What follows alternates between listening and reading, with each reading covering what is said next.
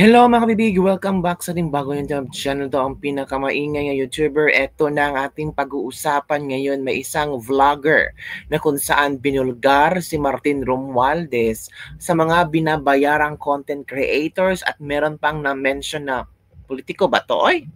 Para masira ang mga Duterte. I don't know kung totoo man ito or hindi, pero pinagpipestahan ito, pinag-uusapan ngayon na talagang ito na ang pwedeng sisira kay Martin Romualdez. I don't know kung paniniwalaan nyo ba ito mga kabibig.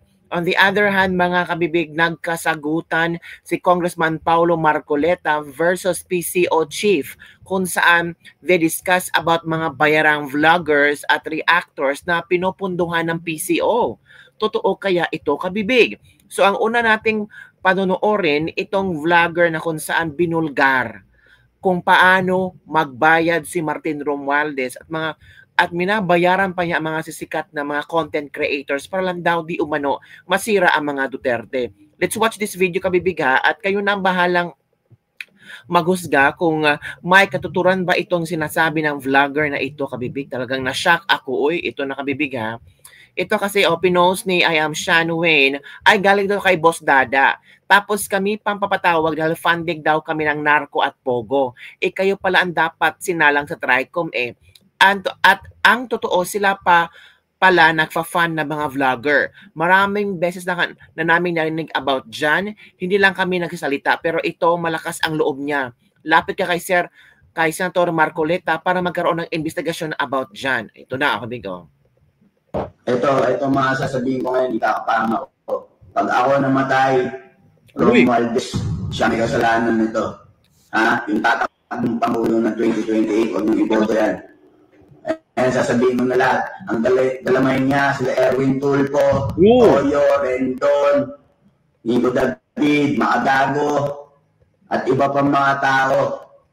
Nasa flip-top yung iba vlogger, yung iba mga kilalang tao. Ayan, sinasabi ko na ngayon to kahit ikapahamak ko pa to kasi wala na rin ipapahamak na rin ako ng isang to dahil bayaran na rin siya. Sa bagay, malang nag-offer rin tao yun yung kaban ng bayan na pera na ginagamit sa mga influencer para protektahan ng pangkokorap. Hello? Ito mga sasabihin ko ngayon, ikakapahamak ko. Pag ako namatay, Romualdez, siya may kasalanan nito. Hello ko? Yung tatakbong Pangulo ng 2028, huwag niyong iboto yan. Ayan, sasabihin mo na lahat. Ang dalamay niya, sila Erwin Tulfo, Toyo, Rendon, Nico David, Makadago, at iba pang mga tao. Nasa flip-top yung iba vlogger, yung iba mga kilalang tao. Ayan, sinasabi ko na ngayon to kahit ikapahamak ko pa to kasi wala na rin ipapahamak na rin ako ng isang to. Dahil bayaran na rin siya. Sa bagay, malaki mag-offer rin tao yun yung kaban ng bayan na pera na ginagamit sa mga influencer para protektahan ng pangkokorap. Hala mga kabibig. Naku. Diyan na nga sasabi natin. Oo. Lahat ng pera ng Pinas sinipsip ni Martin Romualdez at Bongbong Marcos. Dapat patalsikin na ang mga adik sa Malacanang from Dalia Osorio. Delikado talaga si VP sa gagawin nila lahat. Kahit yakapin nila si Satanas na mawala lang si VP. Hindi na kailangang sabihin kahit aso kalaban ng Tambalaslos mananalo pa ang aso. Hala, hinahinal mabuking, sige ikalat nyo, sumali pala si Erwin Toplok. Hala, naku. OMG, kawawa naman siya. Wala nang income si Kuya kaya binulgar na. Hala, anong nangyari kabibig? Diba? On the other hand, mga kabibig, meron tayong ipapakita video din na kung saan parang nagkasagutan sina ang PCO at ang si Congressman Paulo Marcoleta tungkol sa mga bayarang vloggers, 'di ba? At mga reactors daw ng PCO. Totoo kaya ito mga kabibig? So let's listen to this one kabibig. Tingnan natin kung gaano man katotoo at kung paano sasagutin ng PCO ang issue na ito. Nako, iba may Congressman Marcoleta din sa Kongreso. So of course, nako, paano kayo nasasagutin to? Anyway, let's listen to this one. Or so vloggers. To that point, Your Honor, 100 or 200 or so reactors. Ang trabaho po nila ay magbigay ng positive reaction sa mga posts ninyo, magbigay ng positibong comment sa mga posts. Yun po ang trabaho. Aside from maintaining around 76 vloggers. Oh, dami Is that correct? Your Honor, if I may, you mentioned PCSO or PCO? PCO, I'm sorry. PCO. PCO. Meron daw kayong maintain na 200 reactors and 76 or so vloggers. Ang dami. To that point, Your Honor, we don't maintain reactors and bloggers. We have organic supporters of the president. Organic. Who our post, but we don't retain any of those bloggers or reactors, as you may put it. Those are organic, real people commenting on our posts, commenting the activities, the programs of the president. Secretary, looking at the budget of the PCO proper, the fluctuations are rather large. From 493 million in 2023, it reached nearly 90% to 933 million in 2024, only to be cut to 695 million in 2025. And now, the PCO is requesting a 954 million budget for 2026. This ang budget nila rather yo-yo or fluctuating budgeting makes it impossible to track long-term strategies. Could you kindly explain to us what new urgent mandate justified the nearly doubling of your budget in a single year? Thank you, Your Honor, Madam Chair, and thank you for this opportunity to explain what you have described, Your Honor, as the yo-yo budget. I was informed that the budget in 2024 was significantly reduced because of the low utilization rate in 2024. Unfortunately, the budget went down. Mas mataas pa ang budget nila. But, based on the 2025 budget, what we are proposing right now for 2026 is really more aligned to the 2024 level and consistent with the programs that we have initiated in 2024. Plus, not to mention the fact that we are looking at a very important year for this administration next year. We are about to host the ASEAN next year, and this will require a lot of communications support from our agency and our attached agencies, and just restoring it to about the level of 2024 will enable us to cope with the responsibilities and the tasks ahead of us in 2026. Just a follow-up question. The bulk of the increase was in PCO's maintenance and other operating expenses, which grew to 689 million. Meanwhile, PCO's 2026 performance targets for 2026, such as disseminating 3,350 new news releases, are identical to PCO's 2024 targets, despite requesting an even higher operations budget. How can PCO justify a higher budget when PCO's own targets remain stagnant? Ooh. Is the PCO simply asking for more money to do the same amount of work? Tama. Thank you, Your Honor. And again, thank you for allowing us to clarify that point. We are already in representation. We're made representations already with the DBM to revise this target to accurately reflect the levels as stated in the MOE. So we are now in the process of revising those targets, increasing those targets, and coming to an agreement with the DBM on this one. Thank you for that answer. My last question. Nakalagay po sa mandato ng PCO na ang Presidential Communications Office ang magsisilbing primary communications arm ng gobyerno. At isa sa mga pangunahing trabaho ninyo ay ilathala ang mga magagandang achievements ng ating pamahalaan. While looking at your Facebook account, wala akong masyadong makita na notable achievements sa PCO Facebook page. Ang nakita ko lang recently, yung mga inspection ng ating Pangulo sa mga faulty flood control projects. I don't know if it's that an achievement in itself. Correct. Nakita ko rin yung libreng sakay program. I think that's quite an achievement. Pero wala akong makitang malakihan o noteworthy or notable flagship project ng ating sa ngayon. Wala akong makita. And meron din kasi akong kakilala sa PCSO. Hindi naman ganun kakilala, pero nakakapagkwento rin siya. Sabi niya, we hire reactors. Ang trabaho ng reactors, 100 or 200 or so reactors. Ang trabaho po nila ay magbigay ng positive reaction sa mga posts ninyo. Magbigay ng positibong comment sa mga posts. Yun po ang trabaho. Aside from maintaining around 76 vloggers. Is that correct? Your Honor, you mentioned PCSO or PCO? PCO, I'm sorry. PCO. Meron daw kayong maintain na 200 reactors and 76 or so vloggers. To that point, Your Honor, we don't maintain reactors and vloggers.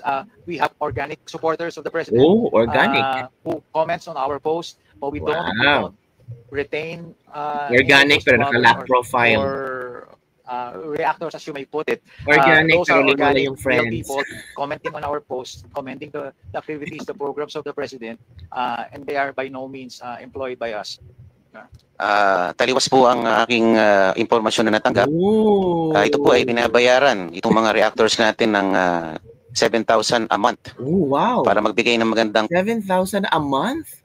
Mag-reactor na lang tayo mga kabibig 7,000 a month, mag-react ka lang, copy and paste ka lang sa mga binibigay na instruction na ito yung post, ito yung comment nyo, ito yung i-heart shape, i-heart like nyo. Grabe, 7,000. Alam nyo, hindi ito magsasalita si Marcoleta kung wala talagang reliable source galing sa loob ng PCO na magsasabi na ito ang mga ginagawa nila. Tama nga si Marcoleta, walang mga notable achievements ang PCO tapos hihingi pa ng sobrang laking budget for 2026. 'Di ba? Stagnant nga ang PCO. Tapos hihingi ng mas malaki pa sa hiningi ng Office of the Vice President. Wow! Komento at magbigay ng magandang react. Siguro heart or like. Para po maganda ang traction ng ating mga posts. Kung sa tingin niyo po, Mr. Secretary, ito po ay organic, bakit po natin sila kailangan bayaran? Correct. Ba? Meron pa silang allowance sa load. Bukod po sa kanilang sweldo. With all due respect, Your Honor, hindi po namin sila binabayaran, and we can check that in the line item po of our budget. Wala po kami binabayaran na gano'n. As I said, and I will reiterate, these are organic, real people who supports the president and comments positively on the activities and programs of the president on our official channels, official platforms in social media. So wala po yun sa line item ng budget namin, Your Honor. Kung wala po kayong binabayaran, ano po ang komposisyon ng mga job orders po at COSs na binabayaran nyo that comprises most of the personnel services? Yes, Your Honor. For the JOs and the COS, their roles and responsibilities are clearly defined in the contracts that they signed, and we will be more than honored to furnish the committee with the JOs and the COS contracts if required. Ma'am, how much time am I given left? Uminom si Sir Gomez. Ito na lang po. As a way forward, Madam Chairperson, Mr. Secretary, may I kindly ask for the committee to direct the PCO in submitting to the Secretariat and my office within 5 working days the following documents: traveling expenses, a list of all foreign and local trips, their purpose, duration, cost, and the personnel who traveled, professional services, the names of all consultants, their terms of reference, their fees, and their specific outputs of deliverables. Advertising expenses, a list of all placements, boostings, the media outlets paid, and the cost of each campaign. And representation expenses, a detailed accounting on how the 41 million for 2024 was spent. Mr. Secretary, considering the similarity, just a manifestation, quick manifestation, other than the requirement that I gave them. Before we move to the manifestation, just wanted to check in, Secretary Gomez, would you be comfortable providing those information within 5 working days as requested by Representative Marcoleta? We will comply, Your Honor. Makakaasawa po kayo. Opo. Ito naman po ay tanong ko lang naman, pakiwari ko lang. Di po ba mas madaling depensahan ng administrasyon kung ito ay maraming mga notable achievements? Correct. Mas madali siyang depensahan kaysa depensahan yung mga or labanan yung mga kritiko ng gobyerno. Kasi ang nakikita ko po, parang din, siguro, napansin ko rin kasi si Yusek Claire Castro, pag po yung nagsasalita, lagi siyang on the defensive tone. Correct. Correct.